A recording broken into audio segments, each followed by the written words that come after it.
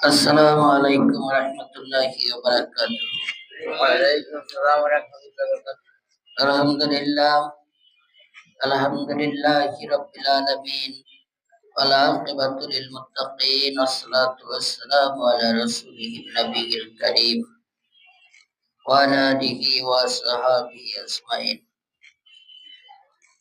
قال الله تعالى عز وجل في كلامه المجيد والفرقان الحميد: أعوذ بالله من الشيطان الرجيم. بسم الله الرحمن الرحيم. وقضى ربك ألا تعبدوا إلا إياه وبالوالدين إحسانا.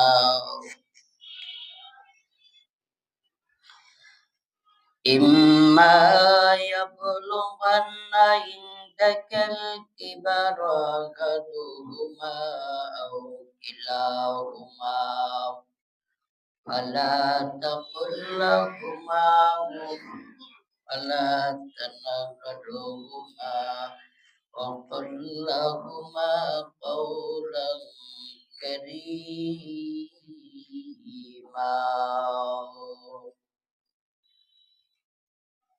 صدق الله العظيم. وقال عليه الصلاة والسلام: ثلاث دعوات مستجابات لا شك فيهن: دعوة المظلوم ودعوة المسافر ودعوة الوالد على والده. رواه الترمذي. وقال تعالى في شان حبيبه ومحبوبه مخبرا وآمرا: إن الله وملائكته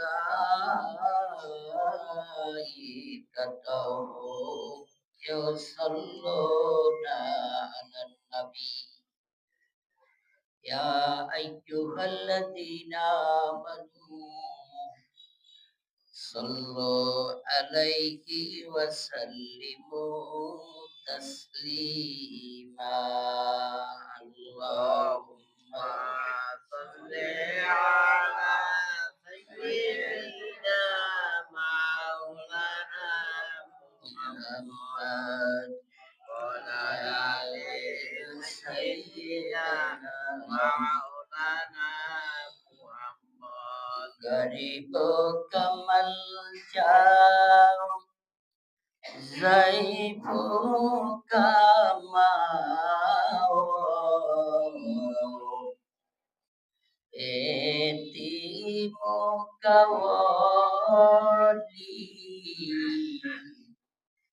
غلام كمولى. اللهم صل على سيدنا مولانا محمد وعلى آل سيدنا مولانا لا إله إلا الله لا إله إلا الله لا إله إلا الله لا إله إلا الله محمد رسول الله صلى الله عليه وسلم.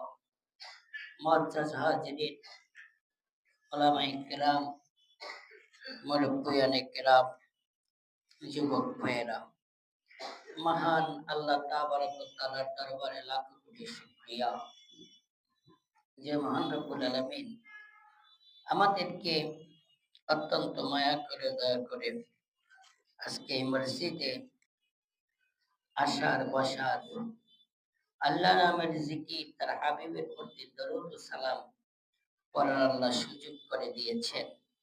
এই জন্য কালেমাতে শুকর আদায় করি, বলি আলহামদুলিল্লাহ। মুআজ্জাজ হাজিরিন, আমাদের কতগুলি হক আছে, দায়িত্ব ও কর্তব্য। এর মধ্যে এই দায়িত্ব ও কর্তব্যগুলিকে তিনটি ভাগে ভাগ করা হয়েছে।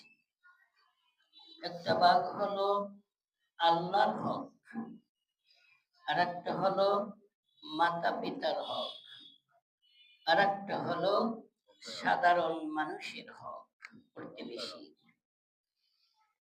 এই তিনটি হক এক এক পর্যায়ে এক একটি আলোচনা আসে।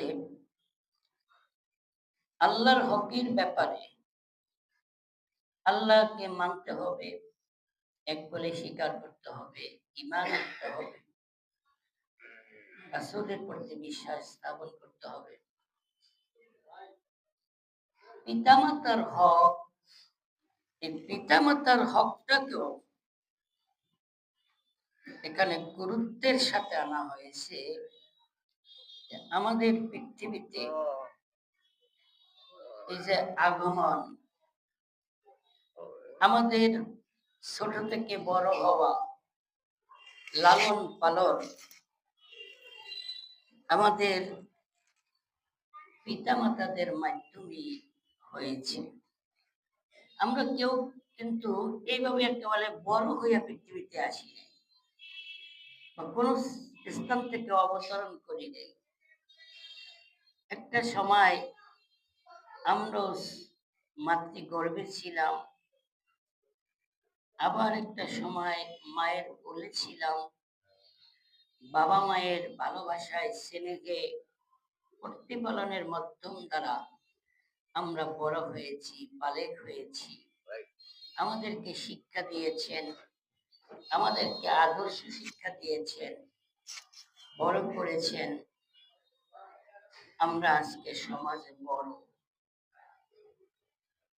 কিন্তু এই মা বাবার যারা আমাদেরকে লালন পালন করলেন, যে মা আমাদের জন্য কষ্ট করলেন, সেই বাবা আমার জন্য কষ্ট করলেন, তাদের একটা বিশাল হক পবিত্র কোরআনুল কারীমের মধ্যে উল্লেখ করেছেন। সূরা বনী ইসরাঈলের ৩য় রুকুতে আল্লাহর হক, মা বাবার হক, বান্দার হক একসাথে আয়াতগুলি এনেছেন।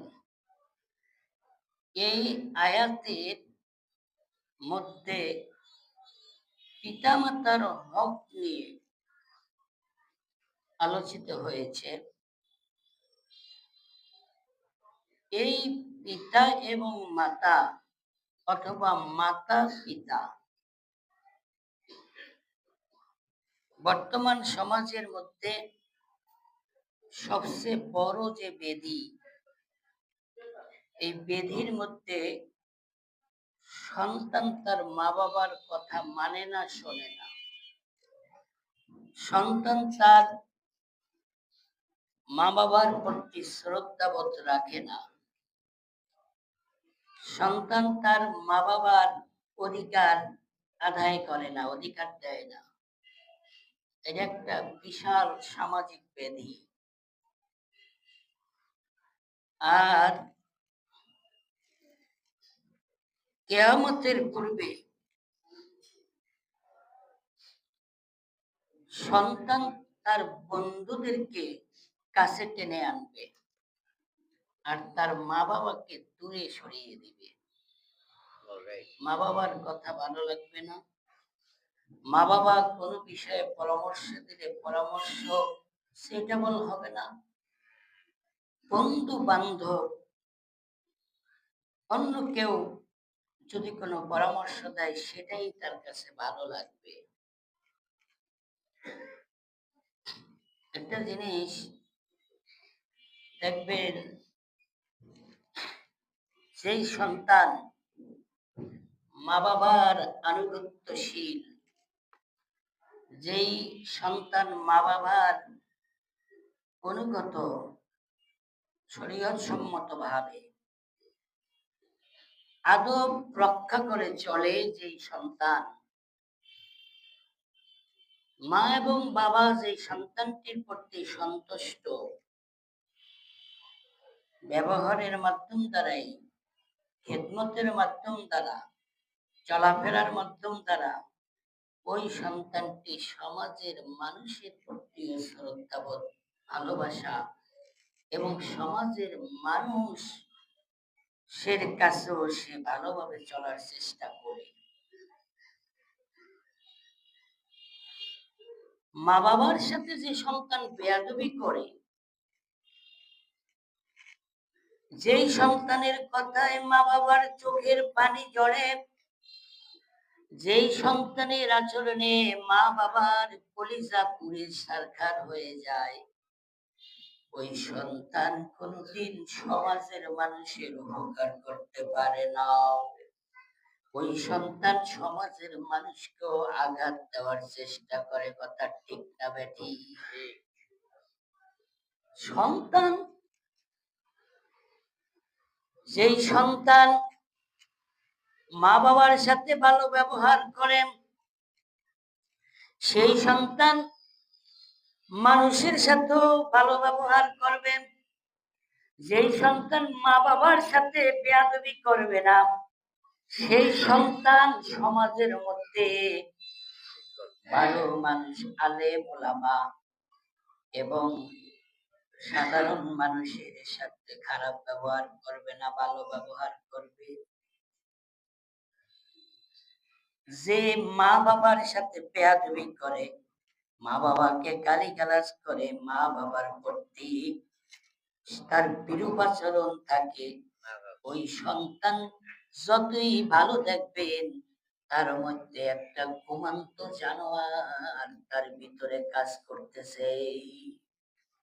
ওর থেকে কোনোদিন ভালো জিনিসের আশা করা যায় না। সে হিন্দু হোক, সে মুসলমান হোক, সে খ্রিস্টান হোক, ইহুদি হোক আর নাসারা হোক বা অন্য ধর্মের হোক, মা এবং বাবার বিষয়টাই আলাদা। আর ইসলামিক দিক শরীয়ত সম্মত ভাবে মুসলমানদের মাঝে অন্যান্য ধর্মের তুলনায় মা বাবার প্রতি শ্রদ্ধাবোধ বেশি। মা বাবাদেরকে বৃদ্ধাশ্রমে মুসলমানরা একটু কমই দেয়, তাও এখন অহরহ হতে যাচ্ছে। কারণ কি? কোরআন থেকে হাদিস থেকে যত দূরে তোমরা চলে যাবে, কোরআন হাদিস থেকে মানুষ যত দূরে চলে যাবে, মা বাবার মোহাব্বত প্রত্যেকেও তারা দূরে চলে যাবে। মায়ের প্রতি মোহাব্বত থাকবে না, বাবার প্রতি মোহাব্বত থাকবে না। ওই মা বাবাকে বৃদ্ধাশ্রমে দিয়ে দিত, তার কোনো সমস্যা হবে না। যার মা আছে, বুড়ো মা, কোথাও সন্তান গেলে ঘরে না আসা পর্যন্ত আর কেউ চিন্তা করুক আর না করুক, একটা মানুষের পৃথিবীর বুকে না আসা পর্যন্ত সে চিন্তা করতেই থাকবে।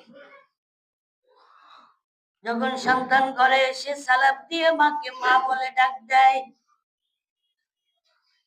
ওই মার অন্তরটার মধ্যে এত শান্তি পায়, দুনিয়ার কোটি কোটি টাকা সম্পদ দিল এত খুশি হয় না, মার অন্তরটা যেরকম খুশি হয়ে যায়। কথা ঠিক না বেঠিক? বনে আছে বন বাদুরি সাউজুলি তার বুকি যেমনি মাই সাউ সারে না বললে হাজার দুঃখে। এই সম্পর্কেও অনেক হাদিস, অনেক কথা। পৃথিবীর বুকে যত মানুষ আল্লাহর ওলি হয়েছে, আল্লাহর কুতুব হয়েছে, আল্লাহ রাব্বুল আলামিনের সাথে ভালোবাসা স্থাপন করেছে, তাদের জীবন ইতিহাস খোঁজ করলে দেখা যায় তাদের পিছনে মা এবং বাবার দোয়া রয়েছে। মা বাবার দোয়া ছাড়া কেউ যদি আলেম হইয়া থাকে, ওই আলেম সমাজের উপকার করতে পারে না, ও খালি রিউমার ভাইরাস ছড়ায়। আর মা বাবার দোয়ার মাধ্যমে তারা যারা আল্লাহওয়ালা হয়, মা বাবার দোয়ার মাধ্যম তারা যে আলেম হয়ে যায়, হক্কানি আলেম, ওই আলেম তারা সমাজের মধ্যে গোলাপের মতন কেরান ছড়াইতে থাকি। আলেমের তো অভাব নাই, বুখারী শরীফ পড়ানোর মতো লোকের অভাব নাই। কোরআন শরীফ তো বাংলা তর্জমা ভাই গিরিশচন্দ্র সেন লেখছে, এই জন্য সে আলেম। আলেমের মধ্যে দুইটা কিসম হক্কানি আলেম, আলেমে সু, একটা হইল ভালো আল্লাহওয়ালা আলেম, আর একটা হইল নিকৃষ্ট আলেম।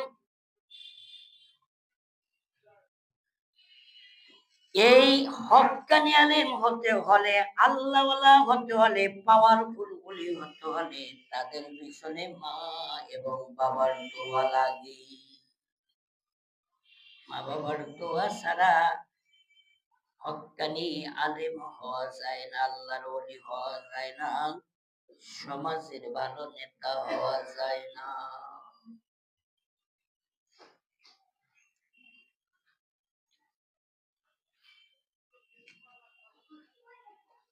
বন্ধুরা, রাসূলুল্লাহ সাল্লাল্লাহু আলাইহি সাল্লামের কাছে এক সাহাবী আসলো, হুজুর যুদ্ধের ঠামাঠল বেজে উঠেছে, আমি যুদ্ধে যাব, আমাকে নাম লিস্ট করেন। আল্লাহর রাসূল বললেন, তোমার কি মা বাবা ঘরে আছে কিনা? আমার মাও বাঁচি আছে, বাবাও বাঁচি আছে। বন্ধু, অন্তর দিয়া অনুধাবন করবেন, যার বাবা নাই, মা নাই, তাম পৃথিবী বিক্রি করবেন, আমার চেহারার দিকে, বাবার চেহারার দিকে চাইলে যে সওয়াবটা হতো, এইরকম সওয়াব আর মূল্যবান কোন জিনিস আর আপনি পাবেন না। তাই বলে, যার মা বাবা দুনিয়াতে আছে তার জন্য কত বড় নেয়ামত আছে। আল্লাহ রাসূল বলেন, ও সাহাবী, তোমার কি মা বাবা আছে? আমার মাও আছে, বাবাও আছে। ও সাহাবী, তোমার যুদ্ধে যাওয়ার দরকার নাই, তুমি যাও, তোমার ওই অসহায় বৃদ্ধ মা বাবার খেদমত করো। বলে সুবহানাল্লাহ। কত বড় ইবাদত, কত বড় ইবাদত। আল্লাহ রাসূল বলেন, মা এবং বাবা যে সন্তানের উপর সন্তুষ্ট, আল্লাহ তার প্রতি সন্তুষ্ট। মা বাবা যে সন্তানের উপরে অসন্তুষ্ট, আমার আল্লাহ তার উপর অসন্তুষ্ট। ওয়াইজকরণীর ঘটনা আপনারা জানেন, বাইজিদ বুস্তামির ঘটনা আপনারা জানেন, আব্দুল কাদের জিলানী, বাগদাদি রহমাতুল্লাহ আলাইহির ঘটনা আপনারা জানেন। এরা সব মার পাগল ছিল, মার ভক্ত ছিল।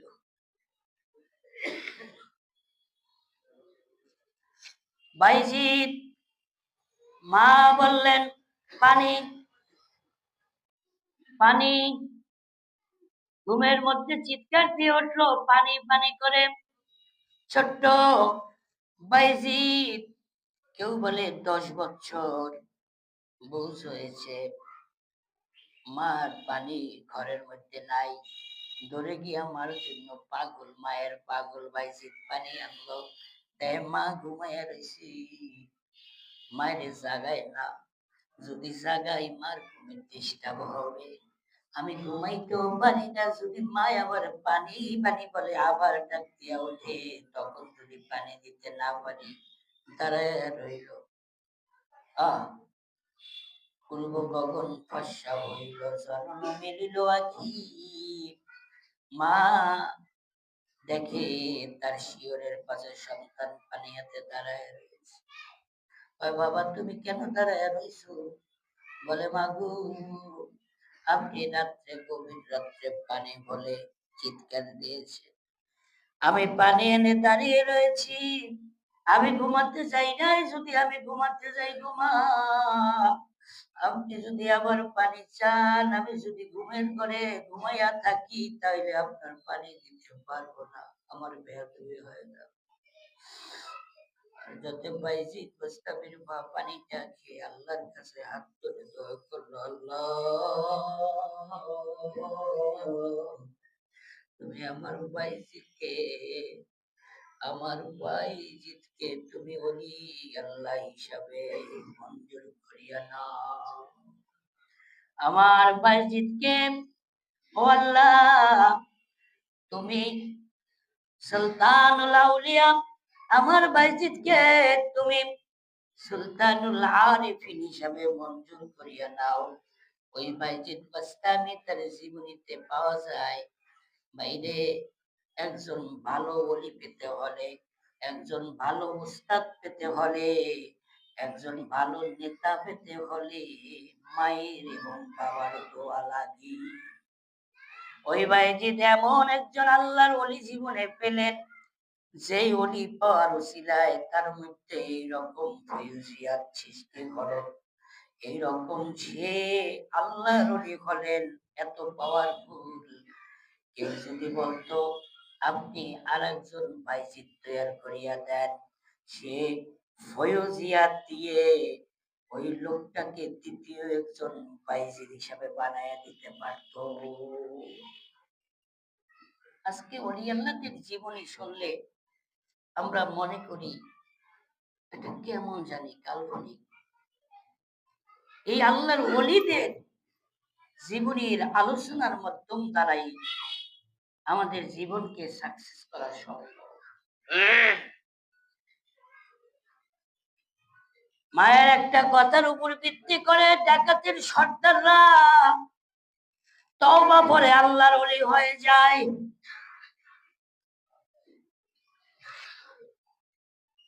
আব্দুল কাদের জিলানী রহমাতুল্লাহ আলাইহি বলল, বাবা তুমি মিথ্যা কথা বলবে না। ডাকাতরা আসিয়া তাকে ধরলো, তোমার কাছে কি আসে? বলে 40টা স্বর্ণ মুদ্রা আছে। ডাকাতরা সর্দারের কাছে নিয়ে গেল, বাবা তুমি যদি না বলতা তোমাকে তো আমরা তল্লাশি করতাম না, আমার মা বলেছে সত্য কথা বলার জন্য আমি মিথ্যা কথা বলি না। ডাকাতি সারিয়া দিয়া তার হাতে তওবা করে তারা ইসলাহিয়াত হয়ে ওই ডাকাত দল সহ আল্লাহর ওলি হয়ে গেছে। শেষ পর্যন্ত মায়ের দোয়ায় আব্দুল কাদের জিলানী রহমাতুল্লাহ এত বড় পাওয়ারফুল ওলি হয়েছে। একদিন চোর ঢুকেছে তার ঘরে চুরি করতে, হিসাব না পাইয়া সে আর কোথাও দরজা জানালা খোঁজ করে পায় না। যখন ফজর হয়ে যায় তখন তার খাটের তলে সে লুকায়। ফজর যখন হলো আর সে চকির তল থেকে বের হতে পারে না, সামরুখ থেকে একদল লোক আসলো যে হুজুর আমাদের এলাকায় আল্লাহর কুতুব নাই, মারা গেছে, আমাদেরকে একজন কুতুব নির্ধারণ করে দেন। তখন বলল ওই চকির তলে একজন লোক আছে, তাকে বের করো, ফয়ুজিয়াত দিয়া দোয়া দিয়া তাকে আল্লাহর কুতুব বানাইয়া ওই দেশে আল্লাহর ওলি বানাইয়া তাকে ওই দেশকে হেদায়েতের জন্য পাঠাইয়া দিছে, দাওয়াতি কাজের জন্য। বলেন সুবহানাল্লাহ। এই যে এমনি ভাবে শাহ নেসারউদ্দিন রহমাতুল্লাহ আলাই, এসাক রহমাতুল্লাহ আলাই, এরা মায়ের দোয়ার দ্বারাই আল্লাহর ওলি হয়েছে। হযরত শাহ নেসারউদ্দিন রহমাতুল্লাহ আলাই, আবু জাফর মোহাম্মদ সালেহ রহমাতুল্লাহ আলাই এরা এই বাংলাদেশের বুকে ৮,৫০০ মাদ্রাসা প্রতিষ্ঠিত করেছে, যার নাম হলো নিসারিয়ে সালিহিয়া। আবার শাহ মুহিবুল্লাহ যিনি বর্তমান মরহুম, তিনি তামাম বাংলাদেশের প্রত্যেক ডিস্ট্রিক্টে, প্রত্যেক উপজেলায়, প্রত্যেক ইউনিয়নে, গ্রামে দিনিয়া মাদ্রাসা কায়েম করেছে। তুমি রাজনীতি করিয়া তুমি কয়টা মাদ্রাসা কায়েম করছো বলো? হযরত ইসহাক রহমাতুল্লাহ আলাই তিনি বাংলাদেশের প্রত্যেক গ্রামে গ্রামে, প্রত্যেক উপজেলায় কারিমিয়া মাদ্রাসা কমপ্লেক্স, এমনি ভাবে অসংখ্য অগণিত মাদ্রাসা কোরআনের কারখানা কায়েম করেছেন। অনেক দাড়ি চাচা লোক দাড়ি রেখে মদ লোক মদ ত্যাগ করে আল্লাহর ওলি হয়েছে, আল্লাহর ওলিদের দরবারে। এর পিছনে মা বাবার তো অবশ্যই আছে। আল্লাহ রাসূল বলেন, ৩ জন লোককে উপাধি দিয়েছেন। আল্লাহর রাসূল ৩ ব্যক্তিকে সিলেক্ট করেছেন এবং ৩ ব্যক্তিকে উপাধি দিয়েছেন যে যাদের দোয়া কোনোদিন বৃথা যায় না, তাদের দোয়া কোনোদিন মাহরুম হয় না। এই ৩ ব্যক্তিকে আল্লাহর রাসূল দাওয়াতিল মুস্তাফা মুস্তাজাবাতুত দাওয়াত বলে অভিহিত করেছেন। মুস্তাজাবাতুত দাওয়াত অর্থ হলো কেউ যদি হাত তুলে আল্লাহর কাছে দোয়া করে, আল্লাহ ওই হাতটা ফিরাইয়া দেয় না। এই ৩ ব্যক্তির মধ্যে এক ব্যক্তি হলো মজলুম, অন্যায় ভাবে জায়গা জমি লইয়া যায়। আবার যদি কয় চাচা আমার জমি নিছেন, আবার কেনই মারে? আল্লাহর কাছে কয়, আল্লাহ পৃথিবীর কার কাছে আমার বিচার নাই, আমার বিচার তোমার উচ্চ আদালতে দিলাম। ফাসবুরুন জামিল আল্লাহুল মুস্তাআনু আলা মা তাসিফুন। আল্লাহ কয় এই লোকটা হলো মুস্তাজাবাতুত দাওয়াতের মধ্যে অন্তর্ভুক্ত, তার দোয়া আমি কবুল করি। দ্বিতীয় ব্যক্তি হলো মুসাফির। মুসাফির ব্যক্তির দেশে যতই সম্পদ থাক, যখন সে মুসাফির হইয়া যায় তখন সে অসহায়ের মতো। এই মুসাফির লোকটা খুব কষ্ট করে বাড়ি ঘর ত্যাগ করিয়া। এই মুসাফির ব্যক্তি যদি দোয়া করে, আল্লাহ দোয়া কবুল করে। ৩ নম্বর হলো আল্লাহর রাসূল বলে দাওয়াতুল ওয়ালিদি আলা ওয়ালাদিহি।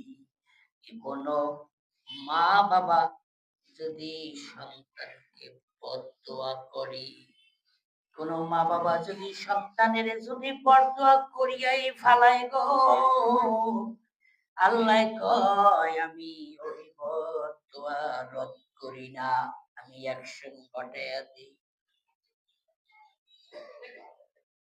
বাবারে কষ্ট দিবেন না, সাবধান। যাদের মা বাবা নাই তারা মা বাবার জন্য এই শুক্রবার জুমার দিন বেশি বেশি দোয়া করবেন, সবসময় তো করবেনই।